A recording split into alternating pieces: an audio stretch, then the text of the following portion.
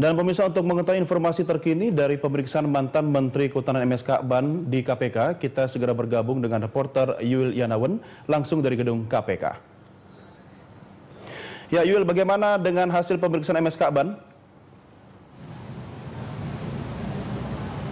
Ya Doni, baru saja MSK Ban mantan Menteri Kehutanan selesai diperiksa KPK pasca kurang lebih ada 6 jam proses pemeriksaan yang dilakukan MSK Ban bersama dengan penyidik KPK. Dan adapun tadi MSK Ban mengaku ditanya sekitar ada 33 pertanyaan dan yang sebagian besar adalah pertanyaan terkait mengenai proses anggaran di proyek SKRT. Dan adapun untuk MSK Ban memang tidak terlalu berkomentar terlalu banyak terkait perihal detail substansi dari proses penyidikan KPK hari ini. Namun MSK Ban sendiri dinilai bahwa pada saat itu Anggoro yang selaku direktur utama dari PT Masaro Radiocom ini juga diduga memberikan uang 105 juta rupiah dan 85 dolar Amerika kepada Ketua Komisi Kehutanan pada saat itu adalah Yusuf Erwin Faisal. Dan juga MSK Ban ini juga dinilai sebagai orang yang menginisiasi dilanjutkannya proyek SKRT. Doni. Yul, terkait dengan adanya aliran dana yang diterima oleh mantan Sekjen Kementerian atau Departemen Kehutanan dari Anggoro Wijoyo saat itu, apa respon atau pernyataan dari MSK Ban?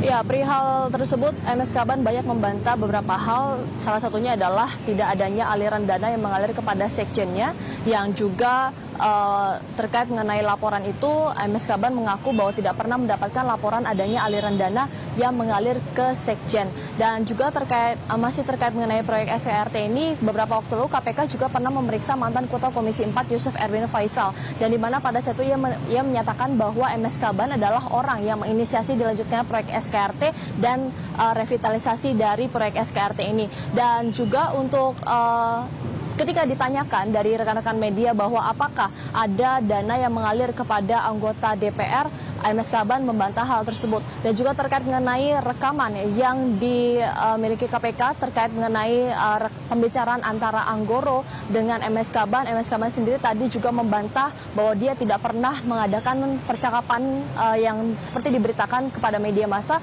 Dan juga terkait mengenai rekaman tersebut, MSK Ban merasa tidak pernah melakukan hal itu.